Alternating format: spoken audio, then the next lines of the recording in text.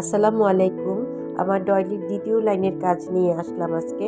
এখানে আমি প্রথমে ৩ টি এবং তারপর মাঝখানের জন্য আবার ৩ টি চেইন, মোট ৬ টি চেইন করব এবং পরপর ২ টি ডবল ক্রোশেট করে মাঝখানে ৩ টি চেইন দিয়ে আমি কাজটি করব।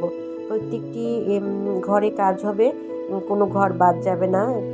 মাঝখানে ৩ টি চেইন, তারপর ২ টি ডবল ক্রোশেট, এভাবে আমার এই কাজটা করতে হবে। আমি একটু দেখিয়ে দিচ্ছি আমি কিভাবে এই লাইনের কাজটা করেছি। আশা করি আপনারা সাথে থাকবেন। এই যে এখানে আমি ৩ টি চেইন দেব মাঝখানে। ৩ টি চেইন দিয়ে আমি পাশের ঘরে একটি ডবল ক্রোশেট দিচ্ছি এবং তারপর পাশের ঘরে আবার আরেকটি ডবল ক্রোশেট হবে।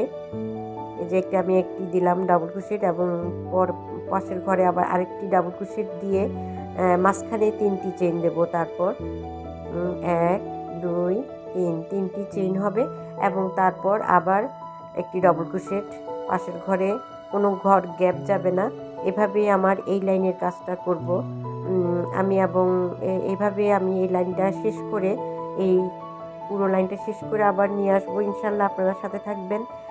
আশা করি আপনাদের ভালো লাগবে এবং আমি সহজভাবে বুঝিয়ে দিতে চেষ্টা করব। আজকের মতো এখানে শেষ করছি।